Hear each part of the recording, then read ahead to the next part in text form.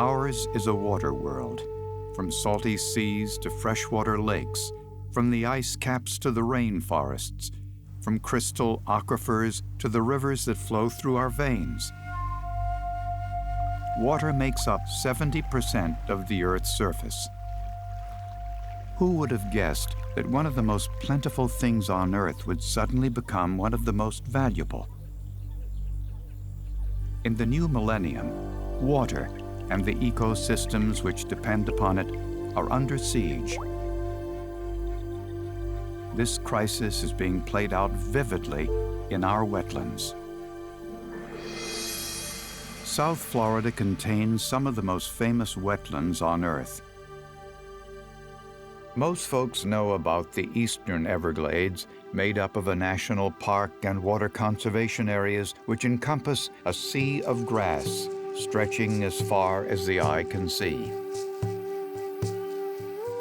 Less well known and perhaps even more mysterious and varied is its neighbor to the west, the Big Cypress swamp. Together, these two areas form one huge ecosystem. Today, over 1 million acres of the richly diverse Everglades in southwest Florida is protected in a variety of public lands. But in the 1960s, this land was slated to be drained and developed, just like many areas of Florida had been over the decades. Through the efforts of those who have a deep connection to this land and had a vision of seeing it protected for years to come, this unique region of the greater Everglades remains intact, a natural area where rare plants and animals can be found, and where people can recreate, escape the hustle and bustle of congested coastal cities, and enjoy the wilds of natural Florida in the Big Cypress swamp.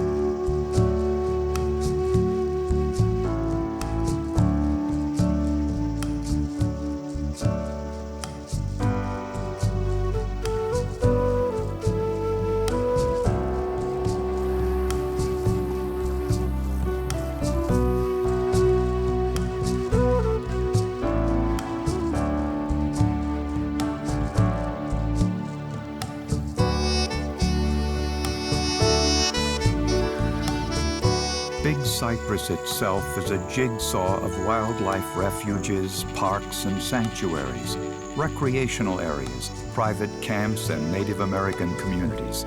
Some overlap, each has its own character, but all are bound together by a seasonally flowing river, a sheet of living water moving slowly across South Florida and into the Gulf of Mexico. Together, all the public lands in the Big Cypress swamp region account for over 1 million acres.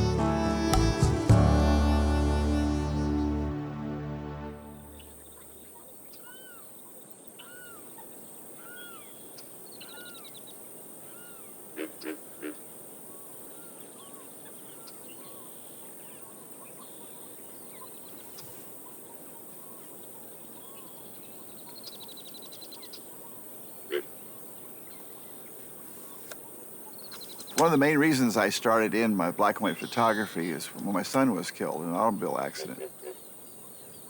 And I went to Big Cypress to kind of restore my soul. And one of my first pictures I took is called Ochopee.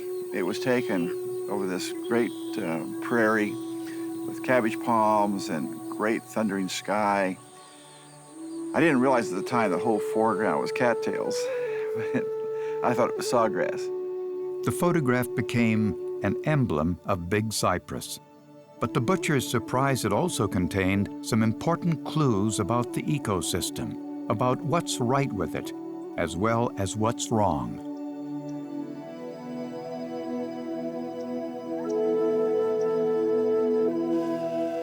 Humans are native to Big Cypress.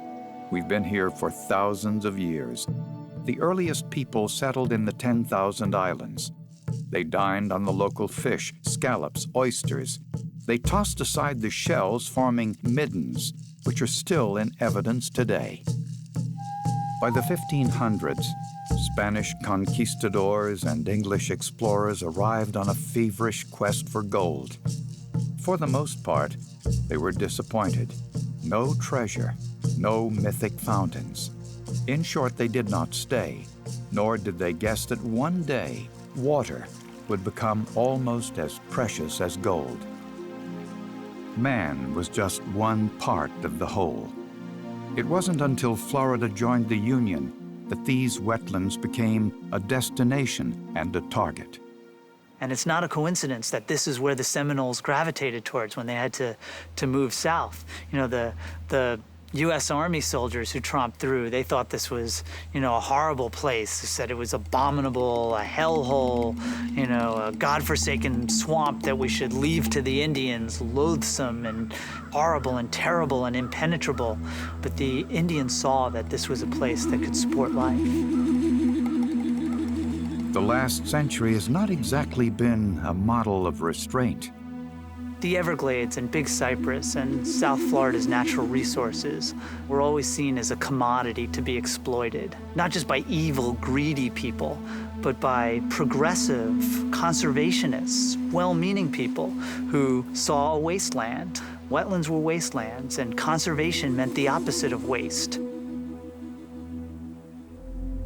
The dream of South Florida, people saw it as this blank canvas that they could write their dreams on, that they could create this empire of the Everglades with booming communities. All you had to do was just, you know, knock a few holes in some natural dikes and the Everglades would practically drain itself. In order for new towns to go up, the wetlands had to be made dry. And so the Army Corps of Engineers was brought in to reshape the landscape. And the vast swamp was carved up in a way that drastically disrupted the natural flow of water. For a century, water was seen as the enemy of the people of Florida. We were all about getting rid of it. How can we drain it? How can we dike it? How can we squirt it this way when we don't want it? How can we capture it?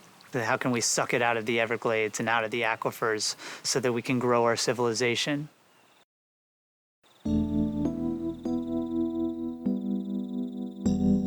When the Everglades National Park was first proposed, it included a large portion of the Big Cypress swamp. But Congress did not approve the full purchase, and Big Cypress swamp portion was subsequently bargained away. 20 years later, this unprotected area faced its most severe threat to date, the building of an international jetport. The hustle and bustle of Miami International Airport, with all its surrounding congestion, was scheduled to be recreated right here, in the heart of the swamp. Dade County officials made speeches about man's manifest destiny to conquer the wilderness. They promised to raise that useless bog and pave it over. Envisioning a city of 500,000 people, they rushed to build the first runway so that the first plane could land. But they overplayed their hand. They didn't understand that, you know, this was the Earth Day era. And people were starting to understand that, you know, the water we drink, the air we breathe, the landscapes we like, that it's important to people as well as to the bugs and bunnies and yellow-bellied sapsuckers.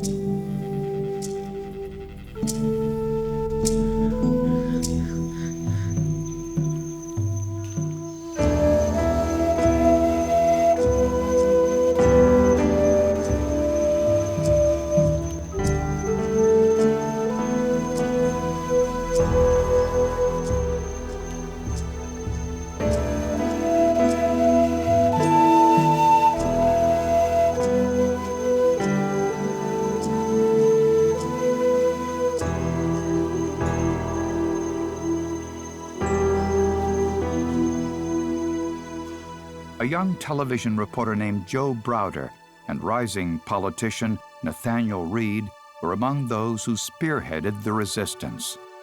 You know, Joe saw his first mud stake in Big Cypress. He said he thought it was smiling at him. And he used to just sit there neck deep in one of those swamps and just watch the light change. And he just loved this place. The notion that this silent majesty was going to be overrun by trucks and planes, there was going to be a takeoff every minute. You know, he wasn't going to have that. And so Joe started to fight. He didn't just complain about it, he organized. The key was helping to find lots of people with very diverse interests, but a common thread of love for the Everglades, who in their own ways could contribute. Browder managed to build a coalition of unlikely cohorts, all of whom wanted to put a halt to the proposed jetport. Not to mention the real estate boom in surrounding swampland which had been triggered by it. He united some traditional antagonists, environmentalists and hunters, as well as Miccosukee Indians, Hispanics, labor unions, liberals, and conservatives. Some local folk proved invaluable when the new developers arrived to survey Big Cypress. They couldn't carry out a plan like that unless they first surveyed and platted the area. How do surveyors get around out there? Well, they needed somebody in an airboat to drive them out there. Who were a lot of the airboat drivers? People who, at night when they drove their airboats, said they were frogging, but they weren't after frogs, they were after alligators. The alligator poachers, who loved the Everglades as deeply as anyone else, the poachers would call me in my Audubon office and say, okay, so-and-so company has hired so-and-so survey company to go and plat such and such a place. And the word is they're doing it because they want to create a drainage district there. Audubon went out and bought a few acres right in the middle of this place. And then when the people filed to create their drainage district, we sued and said, you can't do that because we bought this land to enjoy it in its natural state. And we won the suit. Meanwhile, Governor Claude Kirk had just appointed the state's first environmental advisor, Nathaniel Reed. The jetport project was already in the works when Reed flew over the area in a small airplane. What he saw below was disturbing. Immediately upon his return to Tallahassee, Reed pored over hydrological maps of South Florida. It didn't take a genius to figure out that if the jetport was built and developed, and a high-speed railroad train was built crossing Water Conservation Area 3 to get to Miami, that would interfere with the flow again. The heart of the Everglades system is flow. And so the recognition that I had to change the governor hit me like a lightning bolt.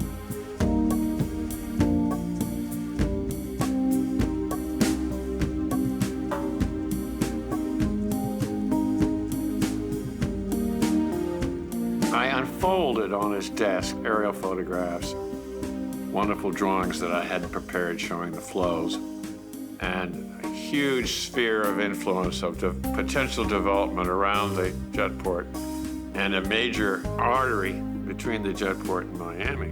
And I pointed out that the cost of the bond issue for the railroad would bankrupt New York City, much less Miami. The governor became, after about 20 minutes, became very twitchy. He said, I went down there. Where were you? Why didn't you advise me on this earlier? I went down there. I got carried away. It's a big deal for Florida. All the congressional delegation want it. It appears that the Nixon administration wants it. It's a really big deal. Now you want me to say you've got real concerns and qualms, and second, doubts. The governor agreed to slow the pace of the construction, giving Reed time to put together a team and prepare a series of scientifically based questions for Dade County officials. And so we went for 10 consecutive questions. The answer was, that question is under study. So I stood up and said, if the answer to the next 92 questions is that the question is under study, please spare me time. I've got a lot of things else to do in life than sit here and listen to that answer. And Hall put his finger out like this and said, you are a white militant, and you're destructive. And he pointed at Browder and said, you're a white terrorist. And with that, the whole room erupted. Everybody stood up, began shaking their hands and fists at him, and he said, you're damn right everything's under study, you bunch of nerds. You're not gonna get an answer out of me today. if ever. And with that, the 80, 90 of us walked out. But of course, the press corps, I wish there was televised. Every writer from Palm Beach Post, Sun Sentinel, Miami Herald was there. The New York Times was there. You name it. The AP, the UPI, everybody was there. It was the damnedest, most unbelievable show. I went to a telephone call to the governor up, and he said, "They've blown it." Reed later became Assistant Secretary of the Interior under Nixon. Once again, he found opportunities to help save the South Florida ecosystem. You know, Nat took the Secretary of Interior on a trip into the swamp. By getting Wally Hickel to feel it, Nat helped turn around the Nixon administration. And it was one of those against all odds victories. Stopping the jetport was only one of many battles. Big Cypress was still vulnerable. Many smaller developers didn't give up until the very end. People with real dreams. These were people without a lot of money who'd invested in a few hundred acres here or a few thousand acres there, and they had these enormous visions of wealth pouring into their land if it could only be drained. Those people got really upset. Some of them put up wanted posters out on the Tamiami Trail saying, God will reward any man who accidentally shoots Joe Browder or Nathaniel Reed or Bob Graham. They were accused of using underhanded methods, swaying public opinion by bringing Julie Nixon Eisenhower to a low snake-infested lake bed several miles south on the Tamiami Trail, and waded Julie into the Roberts Lake swamp to portray before the nation on TV.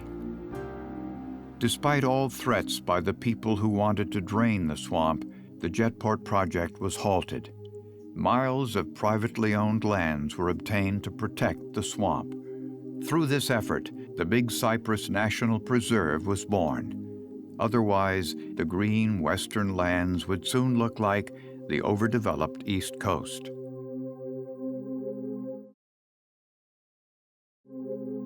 In an effort to include the local folk who had helped stop the jetport, those who had long made Big Cypress their home and had put themselves on the line to save it, a new concept was born.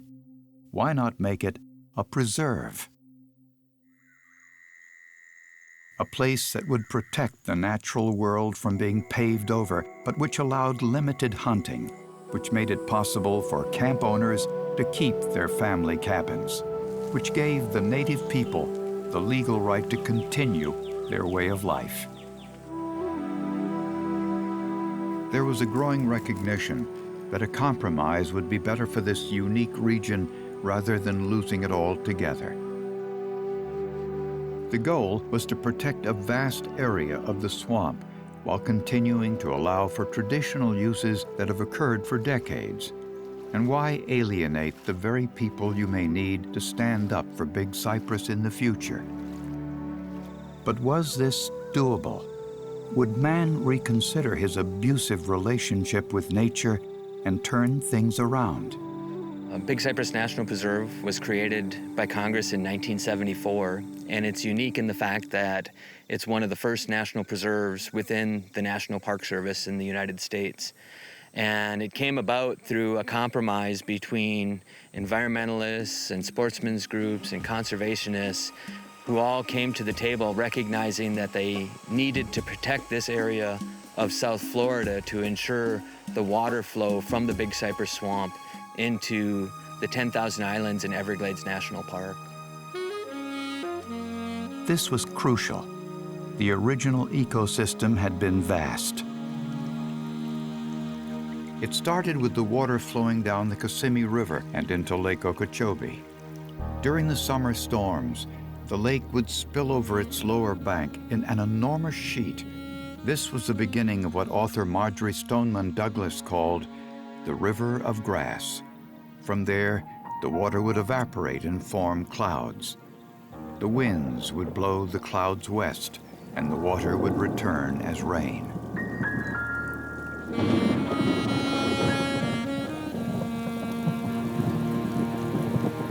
Because the Big Cypress Swamp Basin is a rain-driven system, it is more pristine than other areas of the Everglades, which rely on water from lakes and rivers to the north. Water off this land flows eastward into important water conservation areas and southwest into the 10,000 islands, replenishing and purifying them both. It's a lifesaver, but the system is not undamaged. Much of the flow has already been disastrously rerouted by the Corps of Engineers, and there was more. Well, in the 70s, a couple of brothers who had, they'd gotten rich selling their miracle hair tonic that was going to cure baldness. And then they came down to South Florida and started selling miracle swampland, around the Picayune Strand. It was going to be called Golden Gate Estates. They talked about these magnificent restaurants and golf courses and tennis courts and five-star hotels. Approximately 10,000 lots were sold, but only a few houses went up. With landowners spread around the world, it took the state of Florida 15 years to acquire the properties. Little did they know that in August, this area was under 2 feet of water. The major damage was caused by the construction of roads and canals. The U.S. Army Corps of Engineers, South Florida Water Management District, and other land management agencies have taken on the restoration challenge. Their staff work in unison with other government agencies, creating partnerships, facilitating communication, and establishing priorities, such as the Picayune Strand State Forest Restoration Program.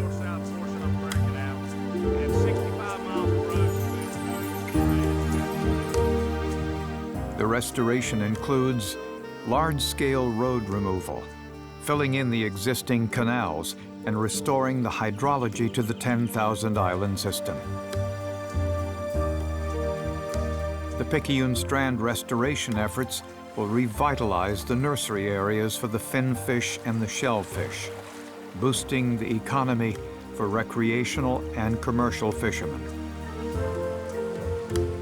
There's this sense that the East Coast has gone through a tremendous effort to restore lost conditions, whereas the West Coast, here, we have the opportunity to preserve. And I can tell you, I've been at this for 30 years. Preservation is a lot cheaper, and it definitely is the way to go. Again, it isn't just about the environment, it's about the economy and human health as well. Rookery Bay National Estuarine Research Reserve and Everglades National Park protect a vast area of the 10,000 island estuary. This is a unique place where the salt water from the Gulf of Mexico and the fresh water from the Big Cypress swamp mix. The 10,000 Islands estuary is a nursery for tarpon, snapper, and snook, among many other species. But it's located in a rapidly developing region in Collier County. The challenge of protecting the health of the bay while dealing with the pressures of new residential and industrial development is huge.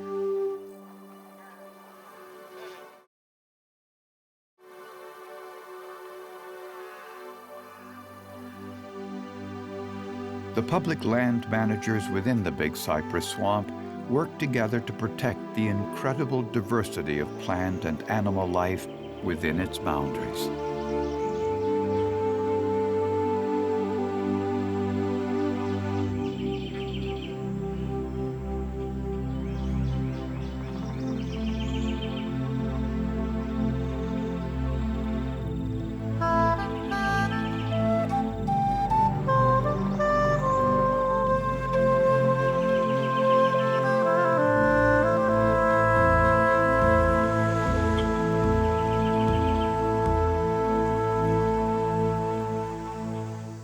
One of our most recognizable and elusive residents is the endangered Florida panther.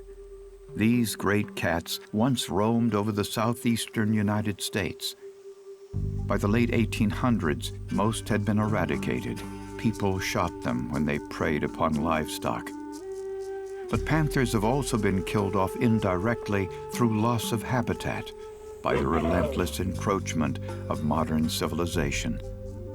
The male panther typically needs 200 square miles of roaming space, the female 80. Where are they going to find that today? And if they were to disappear, what does that bode for the other critters. The panther is what we call an umbrella species. If the panthers are healthy, so is everything else. If we protect panther habitat, then we protect all the other animals that live within its range: deer, black bear, bobcat, wild turkey, raccoons and rabbits, wood storks and wading birds. The list goes on. In 1989, the Florida Panther National Wildlife Refuge was established in the heart of the Big Cypress Basin. This unique tract contains 3 types of habitat which panthers need most: prairies, pinelands, and oak hammocks allow the big cats to feed and rest.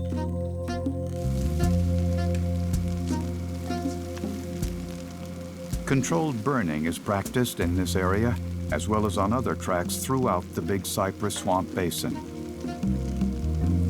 Normally, during the beginning of the growing season, which would be May, June, fires occurred naturally. They would be started by lightning and allowed to burn to their conclusion. We can't do that anymore. So what our fire management activities do is try and mimic those activities with the right timing. Fire recycles the nutrients. New green shoots attract white-tailed deer, the panther's favorite meal. Cabbage palms, if not controlled, could shade out the greenery on which the deer feed.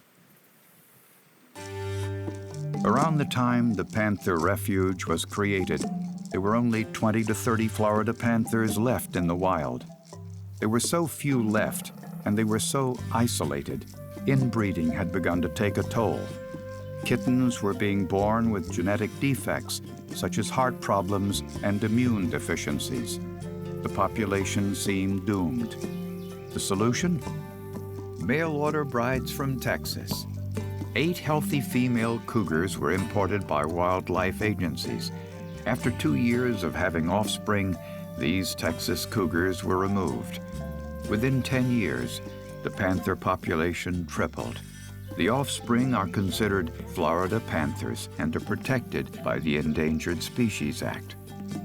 Today, there are over 100 panthers that range through the Big Cypress Swamp. While safely sedated, the panthers are fitted with radio collars. This helps biologists track the animals' movements throughout the rest of the year to see which areas they're using as a home range. Blood is taken as well as hair and skin samples so that the health of the species can be carefully monitored. Have we managed to solve all the problems this rare creature faces? Not by a long shot. As more wilderness is converted to agriculture and neighboring subdivisions go up, the big cat's habitat continues to shrink. And as it shrinks, these territorial creatures can turn on each other. Infighting is the leading cause of death among panthers. Others, sadly, become roadkill. People are moving into panther habitat. We're having panthers take people's pets and their livestock.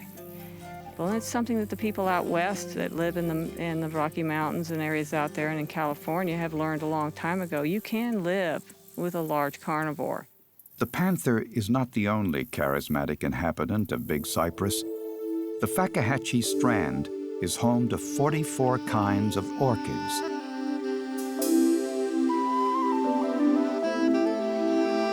Most mysterious of all is the ghost orchid. I've seen the ghost orchid in a little rain shower, and little water droplets will hit it and it'll just bounce like a ballet dancer.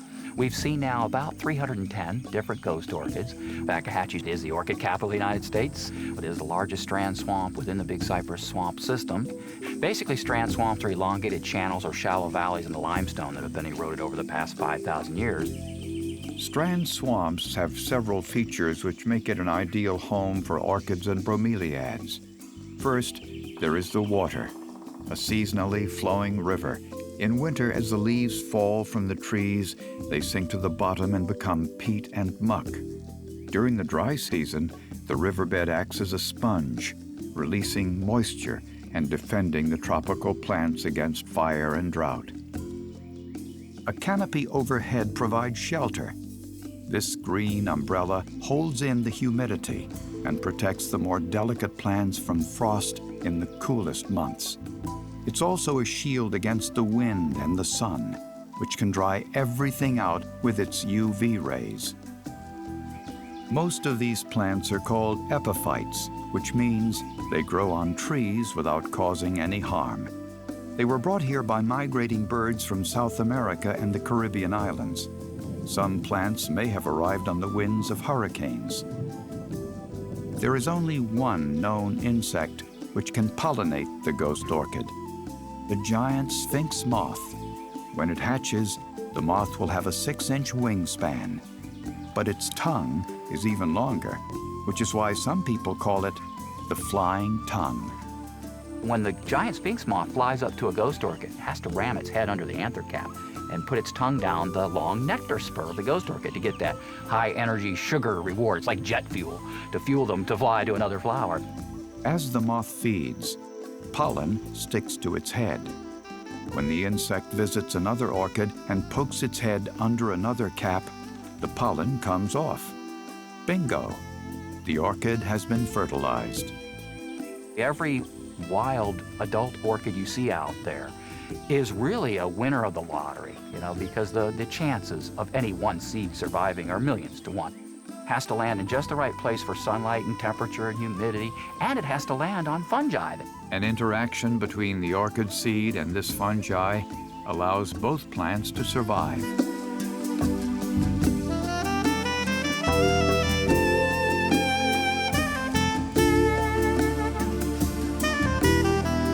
For me, it all got started with the romance of the ghost orchid and how Mike did it. He got you to the location, and once you got to the location, he'll tell you, okay, now you look for it. So it made part of the excitement, and then when you look at this beautiful white flower dangling from a flower spike coming out of these fruits, I was just in awe of it. And I fell in love. And I've been lucky enough and fortunate enough to be one of the few people that have been out here in the middle of the night to smell its fragrance, which is a beautiful scent. We all try always to describe it. It's really funny when you get 4 or 5 men out here trying to explain a perfume. We came in, must have been about 8 o'clock, yeah, it was 9 after o'clock. sunset. It was just after sunset, and we stayed out here till almost 2 o'clock in the morning. Long time. Every 30, 40 minutes, climb up the ladder, go and sniff this ghost, and then your favorite question to ask, what does it smell like? You got your notepad out, okay, what does it smell like? I'm ready. I'm like, well, it's really hard to explain. It's a very clean smell. The only thing I can think of is it smell like a baby perfume. Okay. Just very, it's the only word we can come up with. It smells very clean. What word have you come up with? I can't do any better. It's just very, very clean. Very we clean. finally got your girlfriend to go up there on the ladder. So we waited for her to come down. And what did she say? We got a woman's perspective yeah, for a minute. Perspective. They know how to, talk about odors or at least describe them. We don't even know colors. and so we're expecting to find out finally we're going to know what a ghost orchid, smells like. No pad in hand. That is right. And what does she say? Clean! Almost dropped the notebook.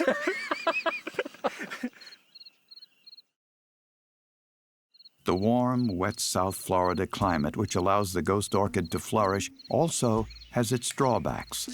It serves as an incubator for many less desirable invaders. When Brazilian pepper was sold as a yard plant back in the 1930s, the birds gobbled it up and spread it around. Solid stands of Brazilian pepper now cover tens of thousands of acres in the Big Cypress swamp. This has led to an ongoing battle.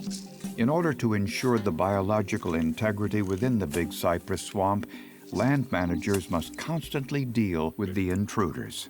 That's what we're trying to do here in Big Cypress, is get rid of a lot of this stuff that doesn't belong here. And we're making good progress. Even native plants can become a menace.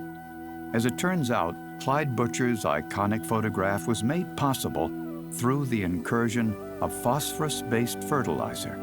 It seeped down from tomato farms, which flourished during the 1950s. And that's how the cattails took off. There was one point where I said to myself, maybe I shouldn't be showing this because it's all from the cattails. Then I said, well, maybe it's important to show it. The cattails are a necessary part of the Everglades. They just aren't necessary in large quantities. When you see a large quantity, you know man's been messing around.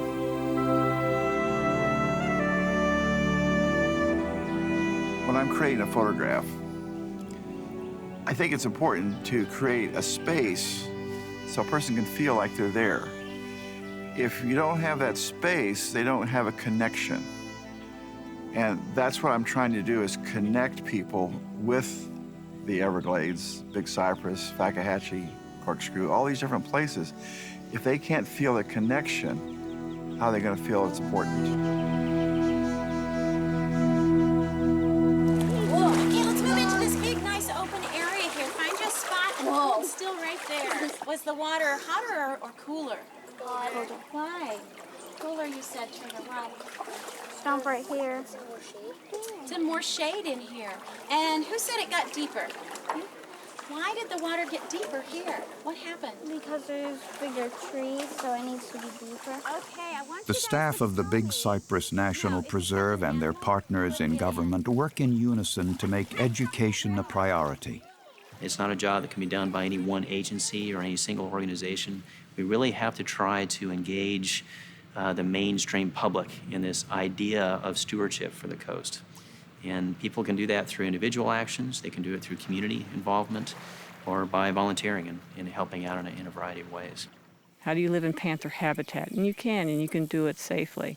So we've started outreach efforts through town hall meetings. It just takes some precautions. It means locking your pets up at night or putting them in pens. It's an education that we've got to do, not just to protect people's lives, but to also protect the animals that live down here and whose habitat they've moved into. In this spirit, park experts host wildflower walks. There are birding festivals. Staff biologists and botanists lead school groups and scout troops on field trips.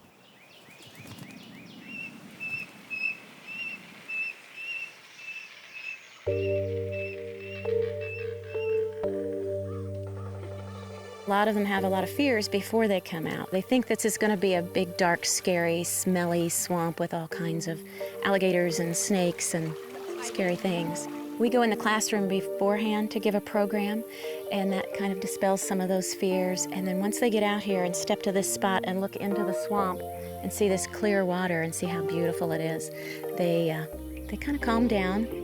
We use radio telemetry to track a Florida panther, which is a beanie baby with a radio transmitter on it. They use the same equipment as our biologist uses to track the Florida panther. We use GPS and landmarks to record the location of the panther once we find it. And then we start in doing activities on animals, vegetation, water, soil, and weather. I'm hoping that this gives them that foundation to build on and an interest in the natural world and create an awareness that maybe will carry through and they can be better stewards in the future. Did you realize that you were coming to a national preserve today? Yeah, Big Cypress National Preserve. It's part of the National Park Service. To know the swamp, you have to get into the swamp. Surprise number one, air conditioning in the swamp. For me, the highlight of any week is a swamp walk with people that want to see the Big Cypress swamp. And they're always in for a treat because they're going to enjoy some portion of the Amazon of Florida. And that's part of what the Big Cypress swamp experience does for you. It forces you to slow down and just take it in real time. I tell people on the swamp walks, we have to do everything out here slowly in order to be safe and have fun. All right, thank you. Very much. People don't have any idea what Big Cypress is until you walk through it and feel it. You've got to be connected, and doing those swamp walks really connects people. And as we take the people through the swamp walk, we stop. They explain some of the ecosystems, and they try to make everybody be quiet for 5 minutes. It's hard to get people in this civilization quiet for 5 minutes, but it's pretty effective. And all of a sudden, they start breathing into it a little bit more.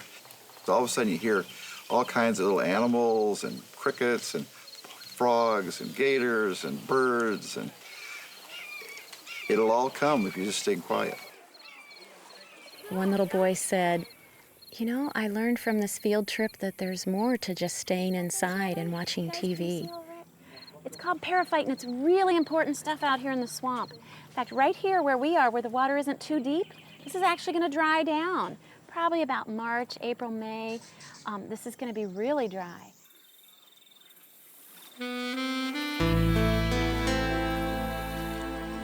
For folks who love the outdoors, the Big Cypress Swamp region offers countless recreational opportunities, including the head of the Florida Trail System. If you still want a wellness experience, I can take you out there and show you areas where you can go and have wellness experience. When people get to know that place and come out there, some of them get hooked immediately. There's places I guarantee you can hike and you're not going to run into anybody.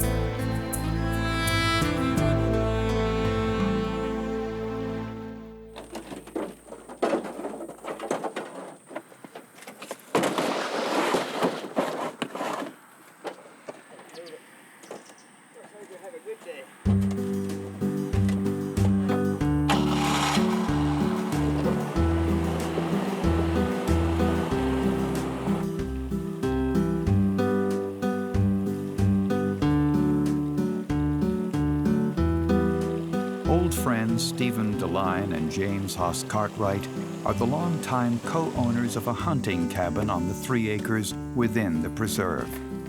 The family camp is a place to relax and to listen to old stories, to hunt and explore the surrounding wilderness.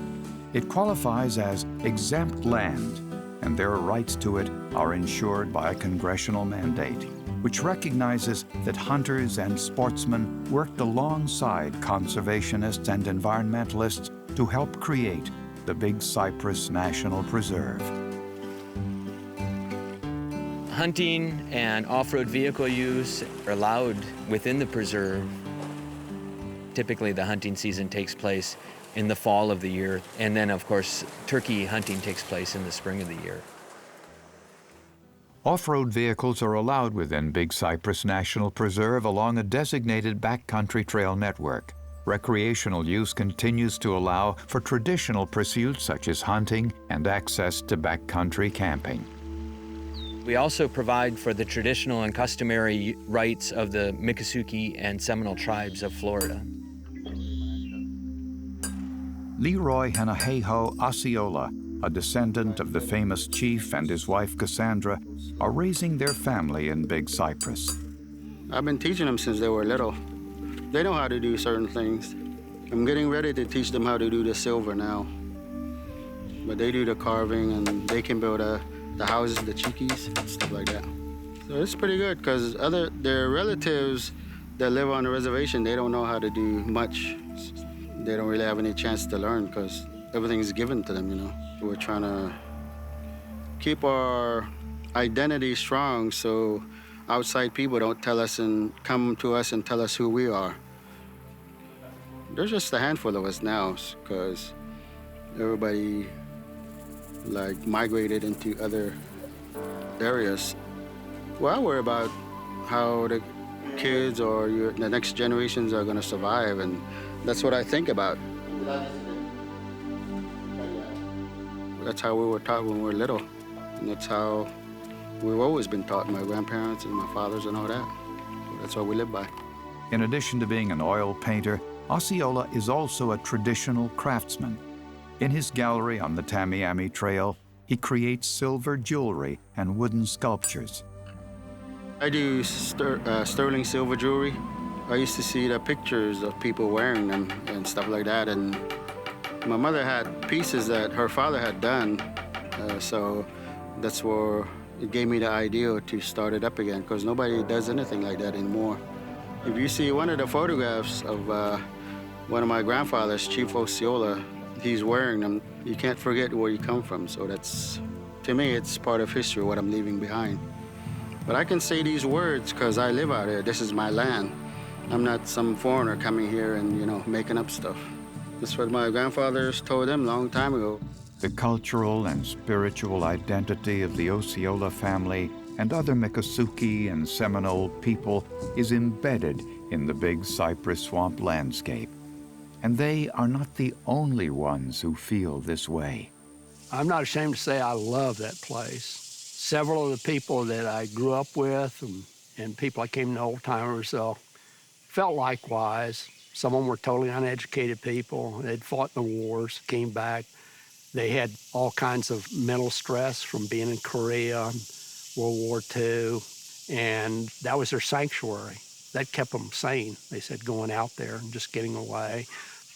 I call it the Cypress Cathedral. That's where I find God, feel closest to the Creator, is out there. To us old-timers, it's the Big Cypress Swamp.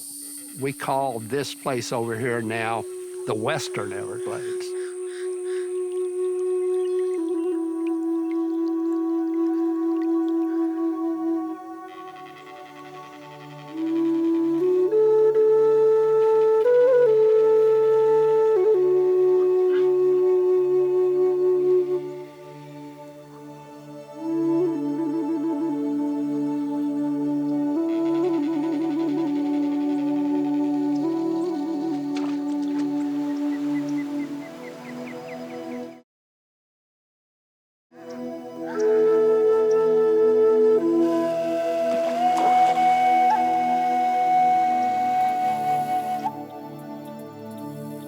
The whole thing, you know, was like visiting the Garden of Eden for a 15-year-old boy. I mean, you know, clouds of birds, and alligators lying in every ditch, and snakes and tarpon rolling in the canals adjacent to Tamiami Trail. I mean, how much better does it get?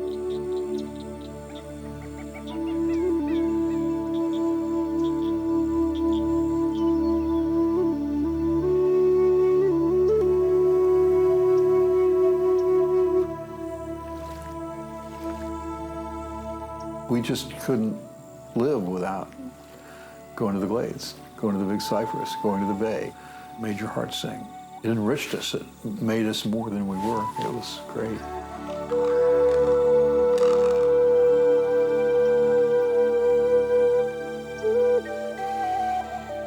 There's no place else in the world like the Big Cypress Swamp. It's really fantastic. The biological diversity here is incredible. It has great biological productivity because it's a wetland-based system. It's where the tropics meet the temperate zone. Now, there's just no place else on the planet where you find this combination of habitats. People ask me all the time, why black and white? When my son was killed and I went to black and white, I started doing it coming from the heart. It keeps everything the same importance. A tree, the sky, the water, it's all variations of grays. And it becomes one. And nature is one. So when the black and white brings it to a oneness, that you can understand everything is interrelated. Whether the incentive to take care of the Big Cypress swamp and the Everglades is scientific, recreational, spiritual, or economic, there is profound concern over the future of this priceless ecosystem. Restoration of the South Florida wetlands has stumbled badly in the political and economic climate of the new millennium. The environmentalists, they like to say that the Everglades is a test. You know, if we pass, we may get to keep the planet. It's going to be a test of our scientific ability, you know, our planning ability, test of sustainable development, whether we can say, we can step back a little bit and say, hey, there are some places that man's footprint cannot go. South Florida is the model for multi-billion-dollar ecosystem restorations that are supposed to revive the Great Lakes, Puget Sound, the San Francisco Bay Delta, the upper Mississippi River, and Louisiana's coastal wetlands. If we can't save South Florida, you know, the most studied wetland in the world, what can we save?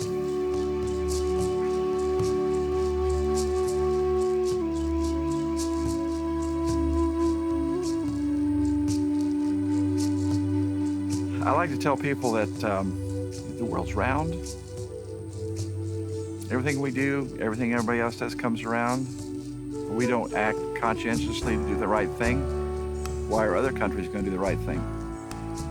South Florida is where we're going to figure out whether man can live in harmony with nature. Because if Collier County and Miami-Dade County can't figure out how to have enough water for their needs and leave some left over for the gators and panthers and the rest of the bugs and bunnies, it's really hard to imagine that Israel and Syria are going to be able to do it. In the 21st century, water is going to be as precious as oil.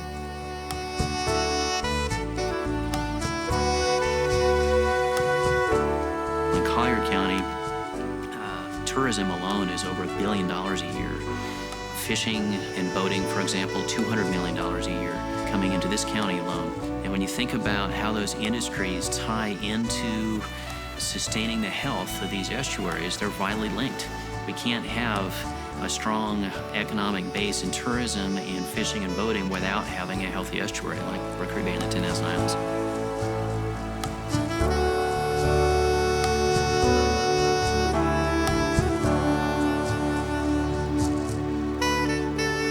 Greed and short-sightedness almost destroyed this paradise. But more and more people are waking up to the idea that it's in our own best interest to save these natural places. The drinking water upon which South Florida depends is located in the aquifers under these swamps. The spirit of cooperation has saved Big Cypress Swamp in the past. Its future may depend upon new coalitions between environmentalists and the traditional community, between positive local action and promises kept by the federal and state governments. You know, there's already this broad political consensus from right-wingers and left-wingers and buffalo-wingers. Everybody wants to save the Everglades and Big Cypress.